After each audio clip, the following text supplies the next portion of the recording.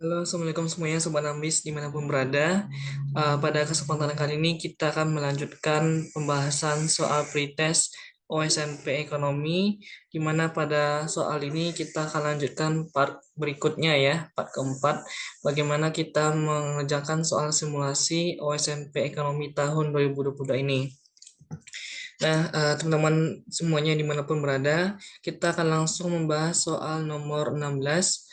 Pertama, soal yang nomor 16 ini adalah what happens to consumer surplus if the price of good increases. Jadi, maksud pertanyaan ini adalah apa yang terjadi terhadap surplus konsumen. Nah, jika harga mengalami peningkatan gitu ya. Nah, ada namanya surplus konsumen, ada surplus produsen. Nah, pertama kita bahas dulu surplus konsumen. Surplus konsumen itu intinya adalah kalau misalnya kita sebagai konsumen, kita belanja. Nah, ketika kita belanja, misalnya ibaratnya kita mau beli roti, harga rotinya kita kira-kirakan Rp2.000. Jadi, uang jajan kita 2.000. Ternyata ketika kita beli roti, harganya adalah Rp1.000. Nah, inilah kita katakan surplus konsumen. Kita mendapatkan surplus. Kenapa? Karena kita memperkirakan harga roti itu 2.000, ternyata hanya Rp1.000. Nah, kita surplus sebesar lebih kurang Rp1.000. Uang yang kita belikan itu bersisa. Nah, inilah kita maksud dengan surplus konsumen. Bahwasanya ketika kita membeli sebuah barang, kita ekspektasikan harganya sekian, ternyata di bawah harga yang kita perkirakan. Nah, itu konsumen mendapatkan surplus ya, bahwasanya sebanyak itulah yang mereka dapatkan ketika mau membeli sebuah barang. Nah, jika kita menggambarkan sebuah kurva ya, adik-adik semuanya, kalau misalnya kita gambarkan dalam sebuah kurva, kita tuliskan sumbu vertikal, kemudian ini sumbu horizontal, kemudian kita tuliskan ini adalah price, gitu ya. Kita tulis dengan simbol P, kemudian ini sumbu horizontalnya adalah kuantitas Q. Nah, kita bisa menuliskan bahwasanya ini adalah supply, ini kemudian permintaan demand. Nah, ini kita bisa menuliskan nih. Kalau misalnya kita melihat bahwasanya uang kita miliki, misalnya penetapan harga gitu ya. Kalau misalnya kita memperkirakan bahwasanya barang gitu ya, barang ini ada penetapan harga, bahwasanya ini adalah Rp1.000. Nah, ini uang kita Rp2.000 maksimal, karena uang kantong kita adalah yang kita bawa Rp2.000. Nah, sedangkan kita beli, anggap misalnya kita beli 10 buah roti. Nah, berapa besarnya surplus konsumen? Ini yang kita katakan sebagai surplus konsumen ya. Ketika ini adalah budget maksimal dimilikinya 2.000, ini Rp1.000, ternyata harga satu roti, maka mencarinya adalah luas alas kali tinggi. Alasnya ini boleh teman-teman pakai, atau ini juga sama ya. Intinya ini adalah segitiga siku-siku. Alas kali tinggi dibagi 2. Berarti misalkan ini adalah 0 sampai 10, berarti 10 ya. 10 kali 2.000 kurangi 1.000, 1.000. Dibagi 2. Berarti ini adalah kita dapatkan 5.000. 5.000 inilah besarnya surplus konsumen. Kalau misalnya teorinya seperti itu. Nah, apa yang terjadi ketika harga mengalami kenaikan? Awalnya 1.000, ternyata suatu waktu satu roti itu harganya adalah 1.500. Nah, otomatis ketika 1.500, surplus konsumen kita lebih sedikit dari sebelumnya. Kayak gitu. 2.000 kurangi 1.500 dikali dengan berapa nih? Kita mau, awalnya kita bisa beli 10, sekarang beli cukup 8. Berarti surplus konsumennya adalah decreases, turun. Jadi nomor 16 jawabannya adalah B. Ketika surplus konsumen dihadapi dengan kenaikan harga, maka surplus konsumennya adalah turun ya. Seperti itu Sobat Amis. Nah, kita coba menunjukkan kembali pembahasan nomor 17. The GDP deflator is the ratio of. Nah, di sini dia mengatakan apa itu GDP deflator. Nah, kita tahu deflator ini adalah adanya unsur inflasi ya. Bahwasanya kita menghitung GDP yang dipengaruhi oleh faktor inflasi. Bahwasanya GDP deflator itu adalah, nah, GDP deflator itu adalah bahwasanya GDP nominal itu adalah GDP real ditambah dengan faktor inflasi. Jadi ini dipengaruhi faktor inflasi dibagi dengan GDP real dikali dengan 100.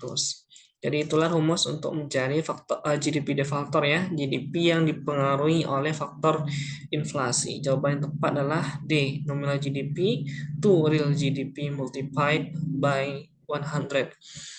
Gampang ya, Sobat Habis. Lanjut kita membahas soal nomor berikutnya adalah nomor 18. If the reserve ratio is 4%, jadi reserve requirement ratio atau cadangan kasnya adalah 4%,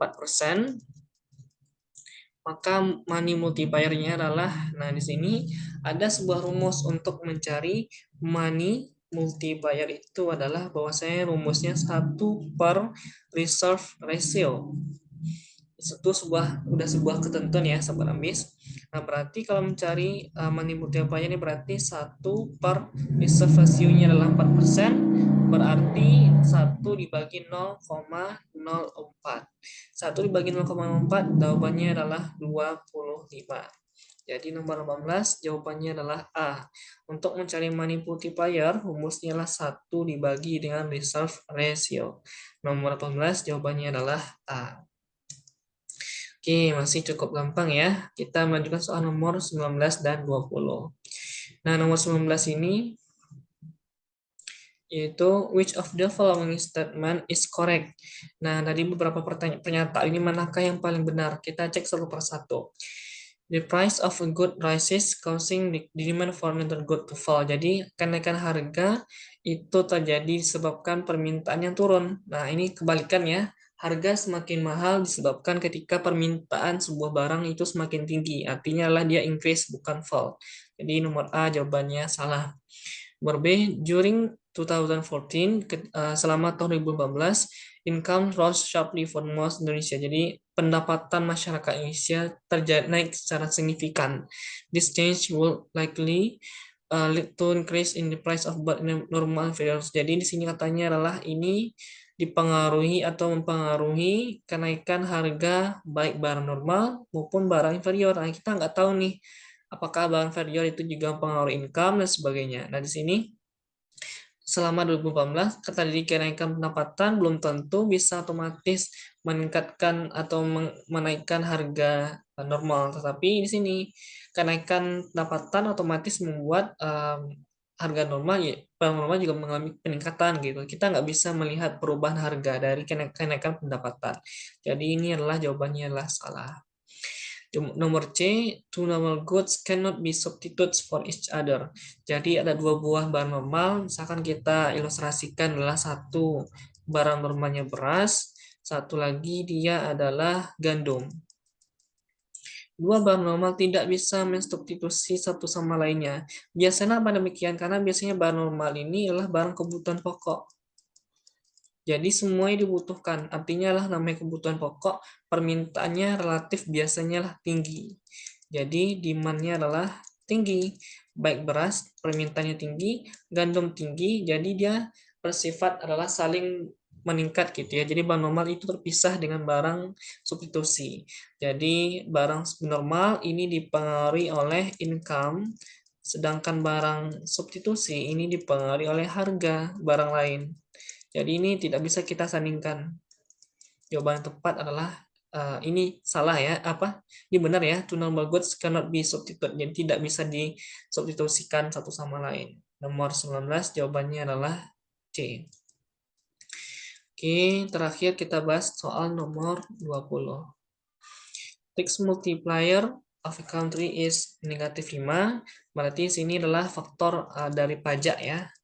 Kenapa KTX inilah simbol dari teks pajak? Pajak itu membuat pendapatan hasil kita turun. Berarti dengan peningkatan pajak membuat multiplier kita turun. Biasanya seperti itu. Nah, di sini dalam mencari implies and marginal propensity to consumer blah. Nah, di sini rumusnya adalah bahwasanya untuk mencari multiplier effect gitu ya, rumusnya adalah 1 per MPS. Multiplier effect. Nah, kalau misalnya kita ketahui sinilah ini positif negatif itu nggak ada ya, hanya menandakan bahwasanya negatif ini berarti pajak. Jangan bisa kita tulis 5. 1 dibagi dengan MPS. Nah, gimana dong kalau misalnya kita mencari MPS-nya? Berarti MPS-nya lah 1 dibagi 5. Dapat 0,2. Berarti kalau misalkan MPS-nya adalah 0,2, MPC-nya adalah 1 dikurangi 0,2. Dapat jawabannya adalah 0,8. Jadi nomor 20 ini adalah jawabannya adalah C. Ketika negatif gimana berarti dia menurunkan pendapatan nasional dari adanya pajak. Jadi itulah cara kita mencari soal nomor 20 ini. Ketika multiplier effect-nya adalah negatif 5, maka MPC-nya adalah 0,8. Artinya adalah MPS-nya sebesar 0,2. Mungkin itu yang bisa kita jelaskan untuk adik-adik semuanya, sobat Nabis dimanapun berada.